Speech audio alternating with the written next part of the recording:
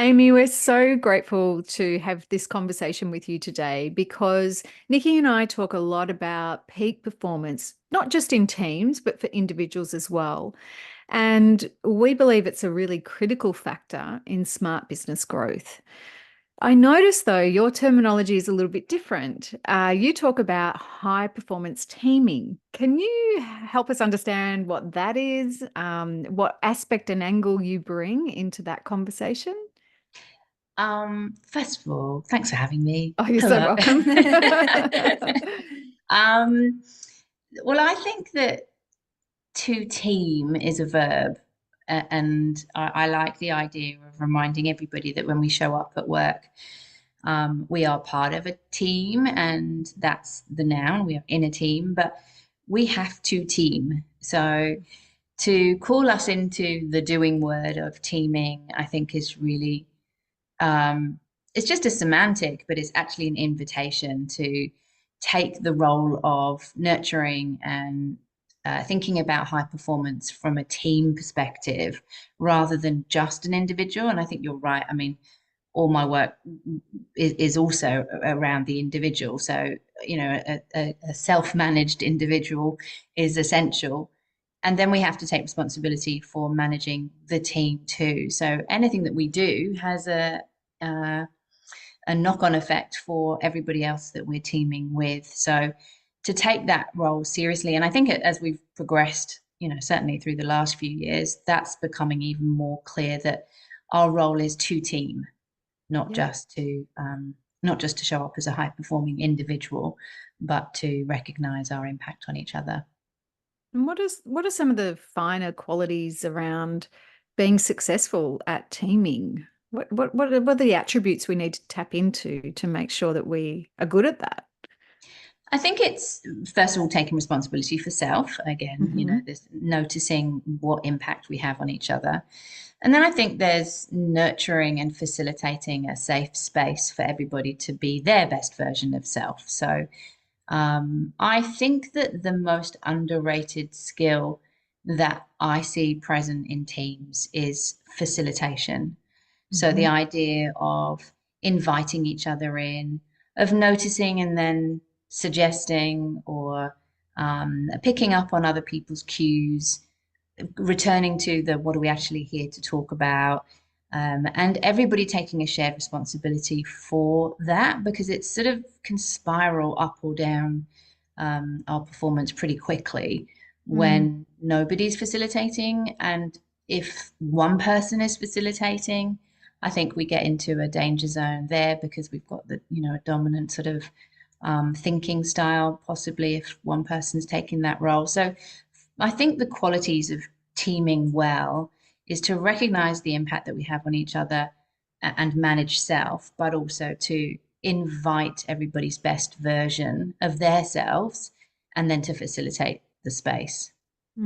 It's really interesting you say that. So recently, I've been facilitating for clients and online, which is always more challenging than being all in the same room together, just from a connection point of view. And Mm, I say that because what I noticed, I don't see it all the time, but a particular example I'm thinking of, maybe half the group were sitting with clearly no distractions, leaning in, looking at the camera, engaging. And then the other half, you could tell they were typing. I don't think it was notes. I don't think everything that we were talking about was, amazing that they were just madly typing out notes. So they were distracted. And they come back when they were asked to contribute, and then you could see them sort of disengage again, or not making eye contact, not being fully present. And mhm, it just to me, I thought about that from the perspective of how we support each other as a team because the way they showed up is actually a contribution to how other people would have had a feeling of connection with their team, felt like it was important to them, the impression that you're giving, the story mhm. that you're letting people make up about you, and because I think sometimes we think we're just super busy and we're really important, and I have to multi-skill because I've got to turn up to this team thing, but I also have all these other things done. Thing. Yes, or that my only value in this team is my individual knowledge, which I think is a real shame because a good question is powerful. Or if you aren't necessarily engaged in the direct conversation that's happening at that moment, but you notice something that could elevate the quality of the conversation, that's so crucial. But I think, yeah, we sometimes think of a team or a meeting as a group of individuals coming Mm, to sort of represent their own stuff.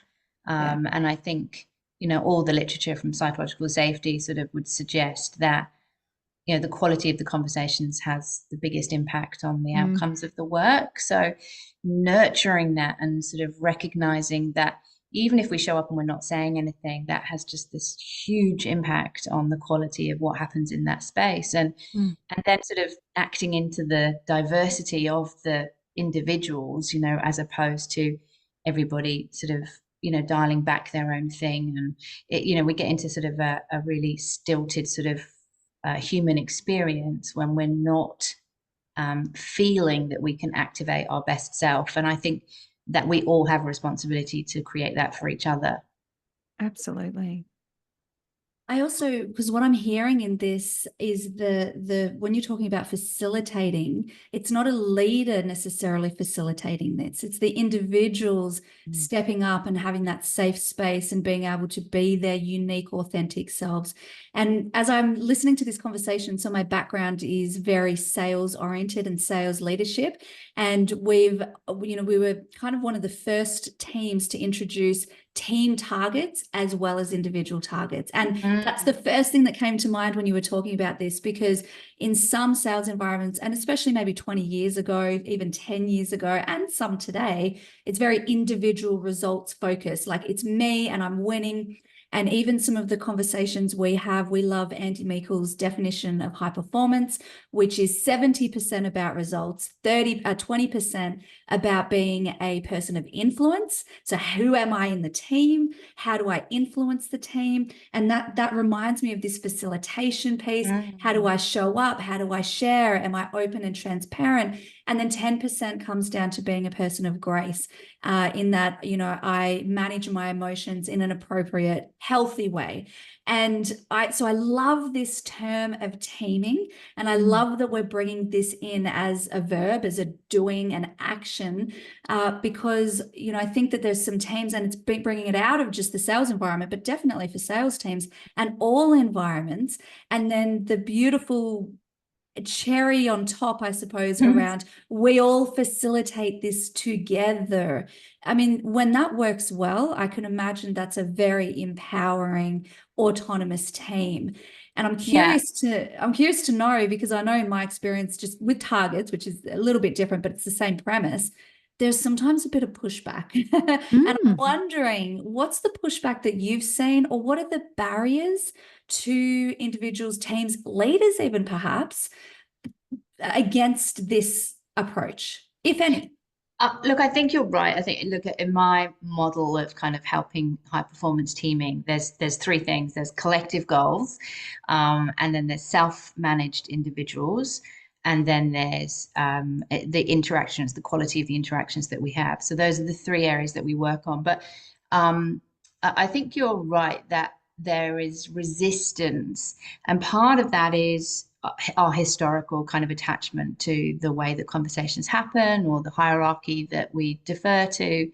A lot of people in the room would not want to interrupt the conversation by bringing in a facilitative kind of question, and there's a piece of sort of, is it my place? And I don't understand the acronym, but I'm sure everyone else does, so I won't ask. And there's these kind of things that we do to sort of inhibit our facilitation of the space because of preconceived ideas that we have around the way in which we should communicate. And I think leaders are as susceptible to that as well. I should be a leader and I should do Mm, these things, and good leadership looks like this. And so that kind of, we start playing these roles when we get into work that sort of undermine and sort of counter our natural human mm, instincts to communicate effectively, which we do when we're together, in sort of non-work spaces. So I think we have got a lot of resistance. And I think that, part of that, well, in my teaching, I'm always talking about, the way that courage impacts us, and the way that fears get in the way of us being our best selves. And in a collective, often there are fears about, well, if I do this, will I be rejected? If I do this, will people like me? If I do this, will people think that's a stupid thing to say? Will people think I'm wasting their time? So we're trying to help in my work. I'm trying to help people realize, oh, that's just what my brain's doing because it's trying to protect me. But actually, what actually serves our collective goals is this, that, and the other. And then it's, everybody has to be in on the game and understand that everybody's going to make mistakes, and we need permission to sort of interrupt and get it wrong, and, and whatever. So there's the courage to speak into it and to take a different role from the preconceived ideas of how we team. And then there's also the vulnerability side of courage. So how do I let go? How do I invite new perspectives? Okay, so I'm really clear on what I think the conclusion of this conversation is, but I'm still going to pause and invite somebody that's new to the team to say, what do you see? And how did I do? And where did I interrupt? And where did I get too dominant? And it's also courage, but in a more vulnerable space of acknowledging the impact that we have on each other, and acknowledging the fact that we have these brains that sort of undermine some of our longer term goals in the hope that it's saving us in the short term kind of social situation that we find ourselves in. Mm. So it seems to me that, to arrive at that place, there's got to be a lot of intentional in the culture. It has to be intentional that that's how the business wants to run, so that you would talk to your team about teaming, that you would create a safe space for them, that you would encourage people opening up, that you would give them support to do that, and potentially, have somebody to facilitate to start with to teach them how to do that.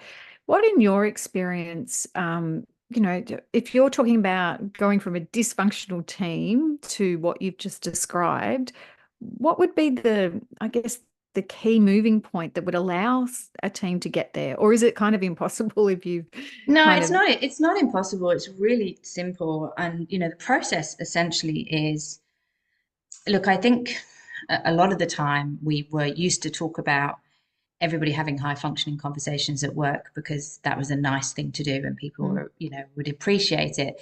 But there's so much evidence to talk to. This is actually an essential part of business, that if we don't team well, we are losing money, we are missing potential innovations, and we are making mistakes that we then repeat. So there is so much hardcore evidence that really all you have to do when I'm wanting to work with, say, a whole culture, is present the facts. We save money if we team better. This isn't a nice and fluffy kind of nice to have. This is a business imperative. And the more disparate we become, the more global, the more hybrid, the faster paced, the more we have to focus on the skill of teaming. Because it's so clear that none of us can do it on our own.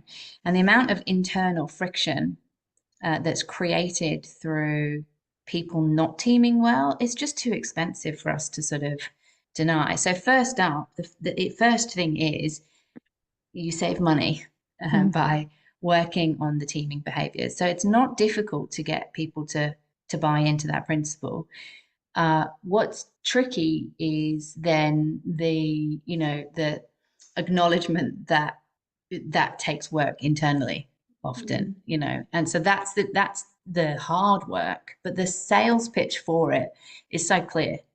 And yeah, I think that bit is the easiest bit.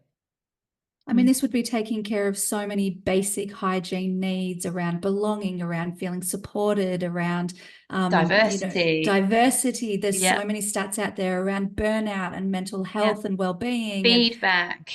And everything. All of these problems, it's kind of like sometimes it's like personally, it's easy to take some action when a pain point has happened. I was talking to a leader just yesterday. He was like, I know I need better boundaries. We've been coaching, for a while. So I knew it, but then when I was I couldn't physically walk, and these, all these things happened. And now I finish work at 4:30. I'm like, okay, so that thing needed to happen. That was the leverage point finally for some change. And what we're talking about is this on a bigger scale, but it's almost like that's happening now. The injury is happening because the statistics show us if it ain't happening in your team yet, then it could be around the corner. So now's the time to start taking some action, because what you said around, okay, great, it's going to save money, and there's going to be an investment of time right now to get it done. And we're in this busy culture where it's just hectic. So we've got to work through that. Yeah. And I think, it's very clear to businesses that have, different business units or different departments. If you kind of did a time check on how many conversations are about what they're doing, and how they've behaved, and if only they did this, and you just think, what, like, we're all supposed to be on the same team. Like, it's so inefficient. And given the amount of responsiveness that organizations have to the people that work there, people want to get things done. People want to feel proud of the work that they're doing. And when you have internal blocks to doing that, it's so demotivating. And so it's just such a waste of time. So I think that, that there are key messages that the whole organization needs to have, which is really around the impact of not doing this well and the role that courage has to play in it. And then I think it's a team-based sort of piece. So, working on what collective leadership is, working on how the team is doing, working out what it is that they're trying to do. I mean, I was with a board recently, and we had to actually spend, 2 hours talking about what is the function of this board, So apart from all the judicial requirements, they, really needed to sort of think about, what is this team doing? What are we supposed to be doing? So it takes a long, it's crazy, but that's sort of where we have to start, is like, what is the purpose of this team? What are we trying to do? And then when we can collectively, as you said before, bring people onto the same page and they see themselves as a unit, sort of creating something as opposed to a group of individuals, then we're into well, how do we make these individuals team? And that's a beautiful, and it does open up kind of the whole sort of person conversations, because of course, in real life, you can't even get two people to live together for a few years. So to get like a group of 9 people or whatever, there's a lot to do. And we spend so much time at work, right? So the people that we're teaming with are the people that we might see more than what we see our own family at times. So I think it's really important. I'm curious, Amy, this concept of psychologically safe cultures, how does what we've been talking about tie in with that? And in fact, probably even the first question is, what is a psychologically safe culture? So psychological safety has been talked about for a very long time. Unfortunately, over recent years, it's kind of got a bit conflated with the terminology around psychosocial safety. So psychosocial safety is more around the kind of well-being, around the kind of what we can expect for a safe mental health workspace. And that's had a lot of recent legislation, and organizations are having to really turn towards understanding how they monitor and respond to things like, working hours and difficult situations at work where people are put in vulnerable situations. So that's all good, but that's at a different end of the spectrum from psychological safety as it's defined in the literature and as it's defined in my world, which is really around, can we move from a place of either high fear that kind of pushes us into defensiveness or prickliness or siloed thinking, or pushes us into avoidance and politeness and being very kind of subservient, because those responses to fear, whether you're going down the sort of more fight side or the more flight side, when we're in that situation, that's takes away from the performance of our team. So a psychologically safe space or a psychologically safe team is one where we're not triggered into fear, and that fear prevents us from communicating or creating together in a high performing way. So it came out sort of like about 15 years ago, a study by Google that found that psychological safety was the #1 predictor of high performing teams. So since that study came out, there's just been so much attention on it. A couple of real kind of key people to be across in terms of the literature would be Amy Edmondson, who's a professor, and Tim Clark, who wrote a book called The 4 Stages of Psychological Safety. But they both have kind of elevated the importance of attending to this at work.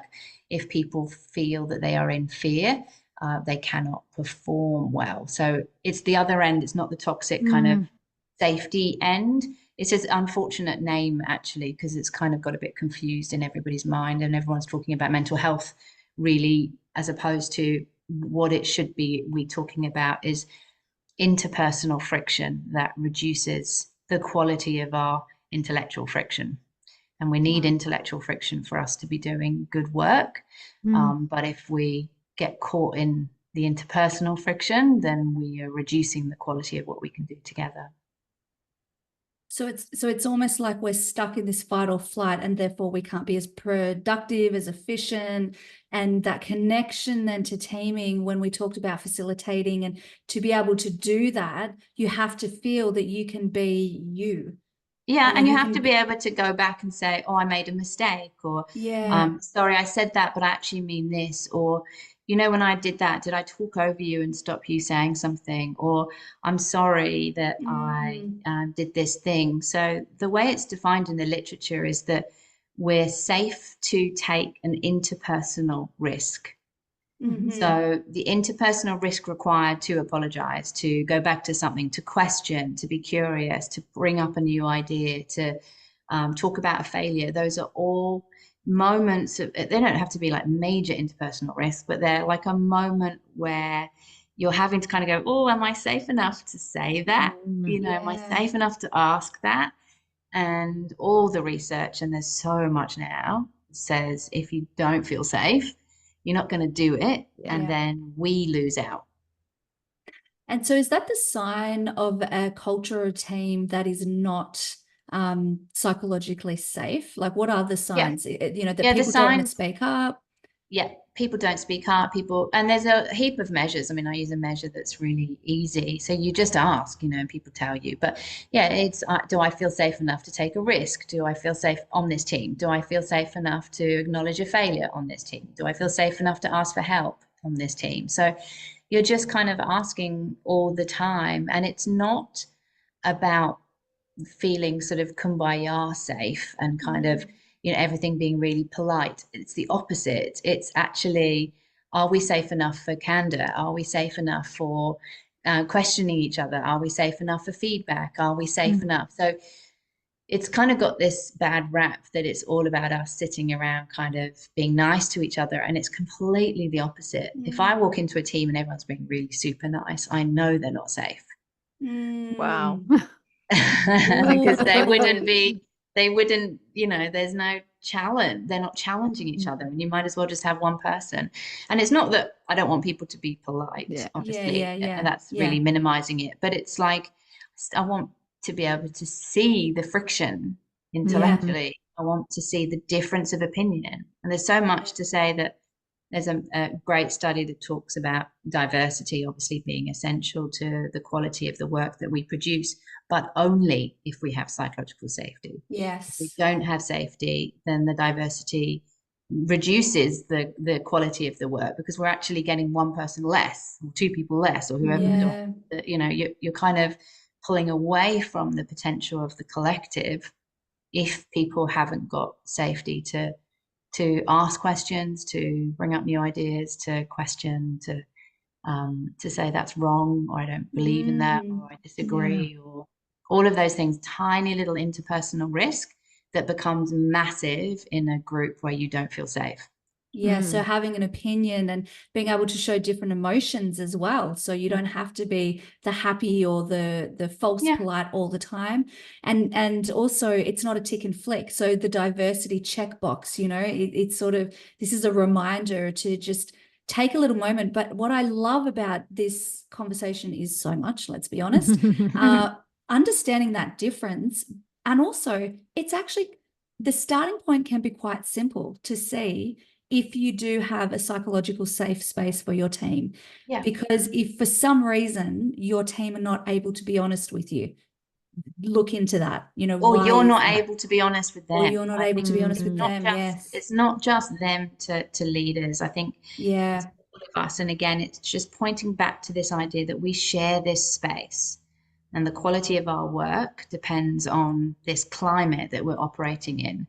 Yeah. And if we don't feel, if I feel like I don't, and you know, this is a massive problem for leadership of the now and really going into the future. I feel like really concerned about this, but leadership is lonely, Yeah. and it's hard. And the only, well, not the only, but a great way to get through that is to remember that you have a team. Yeah. And that's therefore the space to nurture is not me to the individuals in the team, but us as a team lifting each other. And how do we do that? And how do I be honest about my own fears and my own things, so that I'm encouraging others to step into that. And yeah, I feel like we're all in this. We all have a massive impact. So yes, I think leaders have a responsibility to nurture the psychological safety, and due to the fact that we are a little bit biased in terms of sort of power and control sort of issues, leaders do carry a lot more weight in the responsibility to alter it, obviously. It's still a shared principle. We still need to sort of think about this. And I think just again, just tapping in something that you just said, I think acknowledging that the starting point is that none of us feel safe, as opposed to, are we safe and are we fix something? It's just like, well, no, none of us do, because that's the way our brain is designed. You know, we have this brain that is designed to sort of look for fear. So that's the starting point is, let's assume we are feeling unsafe to say some of these things. So let's kind of think about where and what we could do, as opposed to, are we broken? Do you know what I mean? Yeah, I love that. I love that, because then already, actually, it almost takes the judgment out of it. It's like, yep, this is our start. We're all starting from the same point. We're assuming that we're psychologically unsafe, and that conversation's done. Yeah. Or what's something that where can we where, get better? Yeah, great. Yeah. Or what's our next thing? And I think it's the same. You guys know this as well, but you know, that's the same thing for my talking about courage and fear. I think let's just lay it on the table. We're all frightened. It's okay. It's we don't need to feel ashamed of it. We don't have to pretend. We're looking for and hunting for kind of ways to twist this a little bit, to shape it, and an acknowledgement that it's hard, but we're in this together. And back to your point again, you know, collective goals mean that we really need to sort of focus on this. So it's a really justified space for us to speak to. And also the collective goals would help offset the loneliness. You know, we hear that a lot Exactly. in our coaching, and then our guest speakers share statistics on loneliness with CEOs and leaders. And, you know, like we hear it a lot. So that team goal, it helps solve that problem. I feel like this is a good point, and we're kind of on the precipice of an action. So we like to wrap up, of course, for our listeners, to be able to take one actionable action, preferably within the next 24 hours. So I feel like a good jumping off point could be, we've all assumed that our work environment, our team, the culture is psychologically unsafe. By the way, I probably wouldn't phrase it like that. Okay, great. You tell me. I just think it's not that we're unsafe. It's just that there are going to be fears that kind of inhibit our collective great. So, or whatever, our high performance. We all have fears, and there's maybe some fears between us as well. So let's look for those fears so that we can learn to manage them.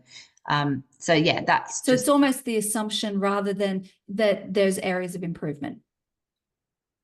Yeah. And Yeah. just the assumption and just the language around it is just sort of, let's be honest about it and kind of not Mm, feel ashamed of it and not feel self-critical, or, and it is sort of the leader's sort of place to kind of just be really scientific about it and just go, let's just explore these. It's yeah. not, it doesn't have to be like really deep, and it doesn't have to be that. And there's Yeah. another actionable thing would be to look at Amy Edmondson's um, questions on how to discover whether a team has got psychological safety, because they're just nice Okay, little great. prompts for people to use to have a conversation. It doesn't have to be a huge thing. It's just a positioning of it, and maybe using one of her questions as a starting point to have a conversation. Amazing. So we've got the mindset shift has already happened listening to this. That step's done. The actionable action is to go and look at Amy Edmonston. We might put a link in the show notes to make it really, really easy for you. And of course, go and check out Dr. Amy Silver's work as well. I'm going to put that as an equal next step, which brings me to, if any of our listeners and viewers would like to friendly stalk you, where might they find you? Where's the best way to connect with you? Oh, LinkedIn, Instagram, wherever you want, or you can just write to me, Amy at dramysilver.com. And I have a blog and, all the things. So All the I'm not things. difficult to find. Excellent. And you've got a very easy name. So Oh, it's not good. like you have to spell it. It's just Amy Silver. Thank you so, so much for joining us Thank today. you. I've taken so much out of this, and I know that others will as well. And I love being in your presence to hear your message. This isn't the first time we've had conversations, and I just look forward to the next one again. And we hope to share even wider with this message today. Thanks for listening and watching, everyone, and we will catch you soon. See you Bye. later.